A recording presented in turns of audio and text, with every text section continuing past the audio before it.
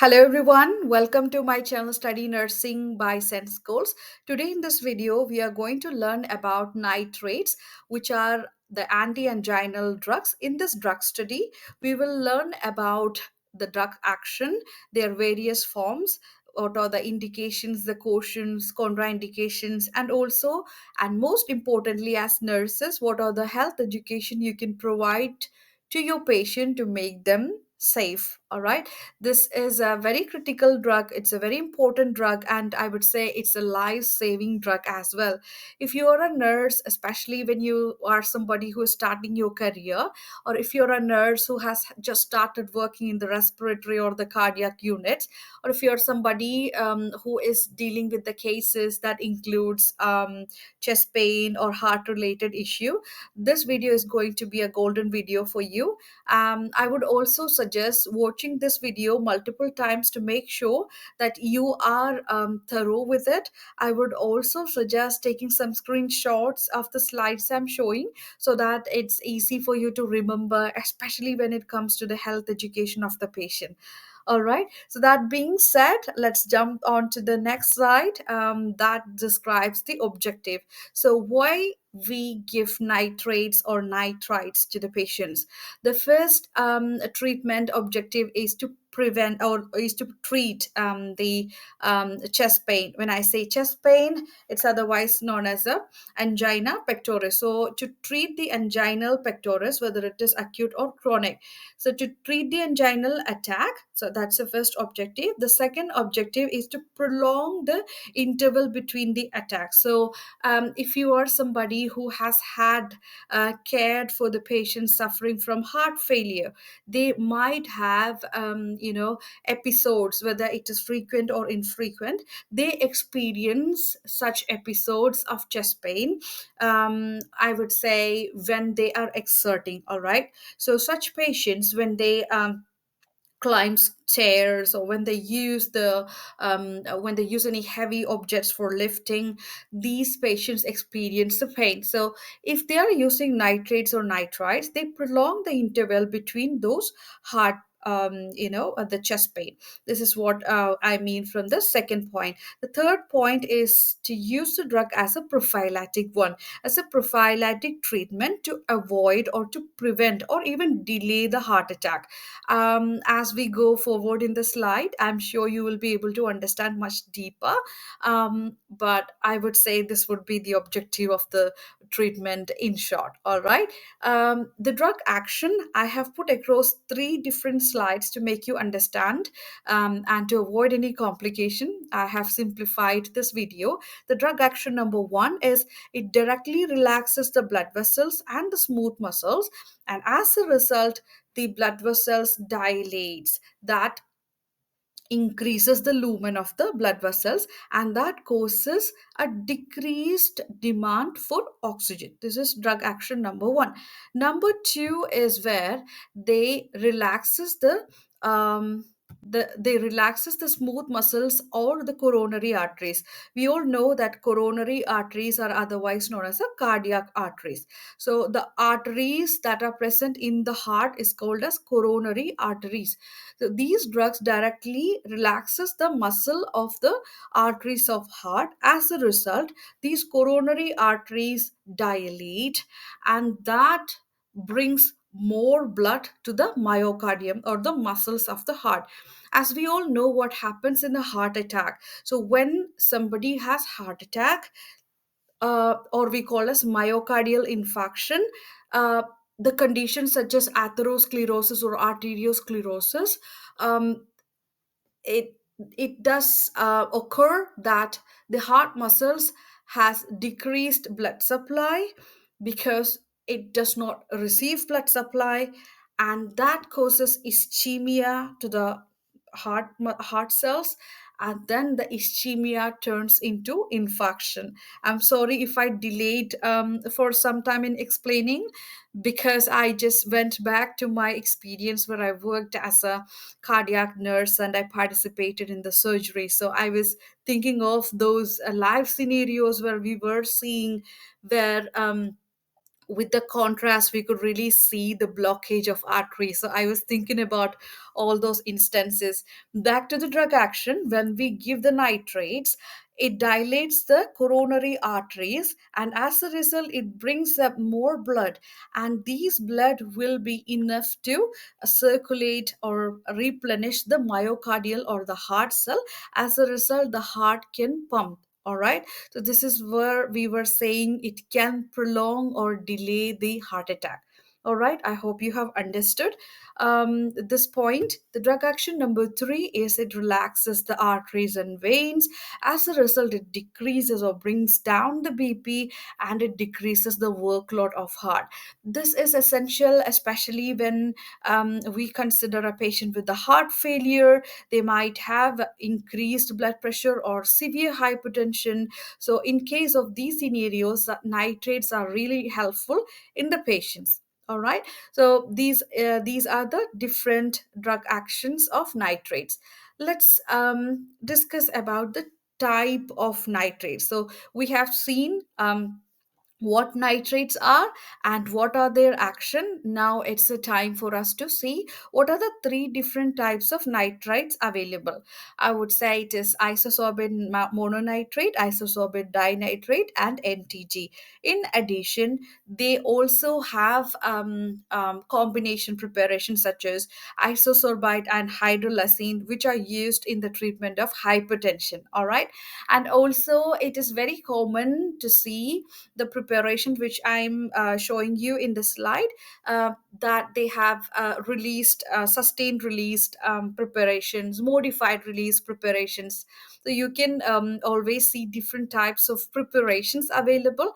But talking about the three types of nitrates, let's consider dinitrate, mononitrate, as well as a nitroglycerin or NTG, which is available as an ampule that comes for the intravenous or intracoronary infusions. All right, so that being said, now I am sure you would be interested in learning how this drug is prepared, right? So even though I have put across five modes of the drug, I would also explain to you the additional forms the drug is available. As you can see in the picture, this drug is available in the form of tablet. These tablets might be chewable, might be sublingual, or these tablets can be taken along with the water as usual, per oral, let's say. This is also available as a nicotine patch. All right, that's what you're seeing in the slide. And also, this is available in the form of ointment. This is especially important or considerable in the case of Raynaud's disease. So I would, when we move to the indication, I would explain to you how that comes into action. All right, so it's available in the ointment form as a topical application, also parenteral. So parenteral means any route other than the mouth and the alimentary canal. So in case of parenteral, even though I've put across an image that says intravenous, it's also important to consider intracoronary unit, coronary route. All right, so if you remember, discussed with you formerly, I used to be a nurse working in the cath lab. So in those cases, especially to avoid the coronary spasm when we are stenting the patient, we use this drug as a intracoronary administration. Yeah, we administer through the intracoronary mode. How we administer is through the artery, so intra-arterial, I would say. All right, so these are the different forms of the drug, and these are the different routes where we apply or give the drug as. Yes. The next is the indication. As many of you might have got an idea what are the indications of the drug. Let's see once again from the slide what would be the situations or scenarios where we give the drug.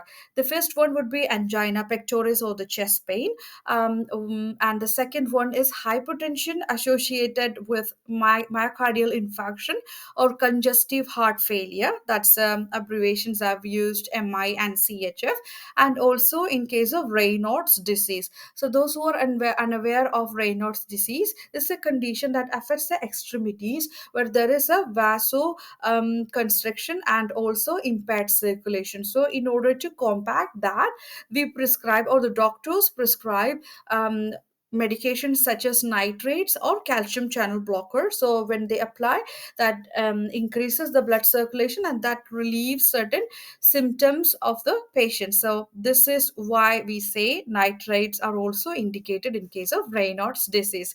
If ever you require or wish to have short notes of such diseases, let me know. We can consider in the future presentations. All right, so that being said, we are now aware of the indication. What would be the contraindication? So as nurses or as student nurses, it's very important to learn a drug by associating with several factors. So I'm going to give you a small a tip, so, on how to learn, or I wouldn't say by heart, but how to learn in a better or efficient way. So why or and how or when is this drug contraindicated? As we already know that this drug is given to bring down the blood pressure, bring down the heart workload, right? So in the contraindication, we will not give this drug when the patient is in active hypotension. So what are the situation where they can have low blood pressure? It is where they are in shock, they are in acute injury, or severe bleeding. All right, these are the situations where we will not give nitrates, because it will further bring down the blood pressure. And I would say in active heart attack, in shock, and also in head trauma and cerebral hemorrhage. We all know what happens in head trauma and cerebral hemorrhages. The brain has impaired circulation, or the brain can have less blood supply because of the active trauma. In this case, if we are loading the drug onto the system, onto the circulatory system, it further brings down the blood pressure or the blood supply to the brain, and that can be fatal to the patient. So let's be aware that these drugs is not given in these situations shown in the slide. Also, that brings you one more nurse's responsibility, which is to check the vital signs and ensure the blood pressure before giving this drug. All right, so that's all about the contraindication of the drug. Let's move to the drug interaction. I remember as a student nurse, or a nurse who was in the earlier years, I would go to several quizzes across all the hospitals and the zones, and this was one of the most important questions. And I would say almost in all the quizzes you will have one or two questions about the nitrates. So and this is of course my favorite knowledge to recall all the time. Nitrates are, they interact with Viagra. So when the patient is on tablets such as Viagra, or when the patients are on other antihypertensive agents such as beta blockers or calcium channel blockers, nitrates are contraindicated, because that would result in adverse reactions such as further palpitation, dizziness, and all those sorts of undesired events to the patient. So please be cautious, and I would really recommend educating your patient about the drug interaction that they can have. But in my career of almost 15 years, I would say the doctors, when they prescribe the drug, they always give the health education. But if you're somebody who work in the community setting, or if you're somebody who has family members who are on nitrates, or if you go to the community to provide a health education, it's a very good point to note about the interaction of this drug. All right, let's move on to the side effects. Once again, I would say, as fellow nurses, it is very easy to remember when we associate with the things. So as this drug brings down the BP, it could also have the side effects of bringing down the BP, which is hypertension. So what would be the signs and symptoms when they have or when someone have hypertension. Of course, we can have headache, syncope, dizziness, and that way, let's take postural hypertension. As a result of low bp, one can have transient flushing and palpitation. All right. So think about this way, that the drug brings down the blood pressure. As a result of it, these are the common symptoms observable. I would also say, in case of Raynaud's disease, it can cause topical dermatitis in some patients. That's also being incidented. So these are the side effects of nitrates. Next, nursing intervention, yet one of my favorite tip. And I also make sure, I would say very recently, I had a scenario where the patient was on nitrates, and that patient was a dentist by profession, but still we discussed with each other how it could be used. So this is a very important health education. You can even take a screenshot of it, keep it with you, practice it by spreading or educating your friends and colleagues, or even share this video. So in this nursing intervention, the tip number one, or the golden rule of three, it states the use of nitrates not more than 3 times. So when you have chest pain, you can use the spray or the sublingual form. Usually, in case of chest pain, we recommend using the sublingual. All right. So when they use it, you wait for 5 minutes. Or even spray. I forgot to tell you. I'm not sure if I discussed that in the forms of the drug. So this drug is available in the sprays form also. So in case of heart attack, or in case of apologize, it's not heart attack, in case of chest pain, you can take the drug in the form of spray or sublingual or chewable as per the doctor's prescription. So you take the drug, you wait for 5 minutes, and if it's not relieved, you can take one more tablet, wait for 5 minutes, and finally the third dose. Please do not wait beyond that, because that could be very fatal to the patient. So it's important for them to reach out to the healthcare facility, the nearest healthcare facility. This is the most important health education when it comes to the nitrates, use of nitrates, and especially when it comes to the chest pain. All right, let's move to the couple of other nurses intervention. This medication is used in the empty stomach for better absorption. It's also desirable that you store these tablets in a tight bottle. All right, it's because when it's exposed to sunlight and it's exposed to the air, it loses the its effectiveness. And also, if you're somebody who have worked in the cardiac unit, who have used these coronary preparation or arterial preparation, you also know how to store this drug. We usually cover it with the black cover, and then ensure that it's not exposed to the sunlight at all. Or in some of the cases, I have even seen patients receiving NTG or nitroglycerin. In those cases, it was also recommended that they cover the medication in the black cover. So this is some of the tips that you can consider. If you have any doubt, feel free to share this, or raise a query to your doctors or the senior healthcare providers, and reach to a conclusion of how you should administer this drug. All right, and about the storage, of course.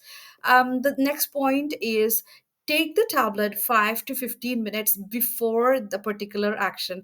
When I began this video, I told some of your patients might be a known case of heart failure. All right, and in those cases, whenever they exert, that is, whenever they use the stairs, whenever they have a situation that they know it can be stressful, whenever they carry a weight, they can have chest pain. All right, and they know it because they have experienced it.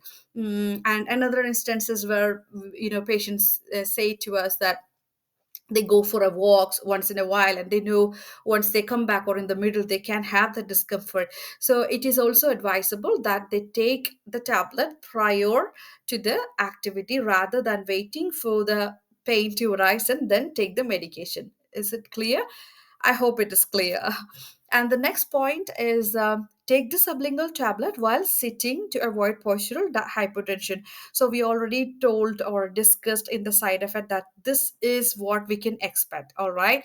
So in the hospital scenario, if you're a nurse, if your patient complains of a chest pain, naturally and generally you make the patient comfortable by sitting or allowing them to be in the bed, right? So this is just as general, but it is as important as you can imagine. So this is another nurse's intervention that you can consider.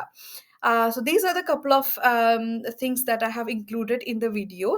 I have purposefully not included the dose of the drug or any of the drug thing in detail. It's because of the vast use of this drug as a spray, as a tablet, as patch, as intravenous infusion, as a intra-arterial infusion.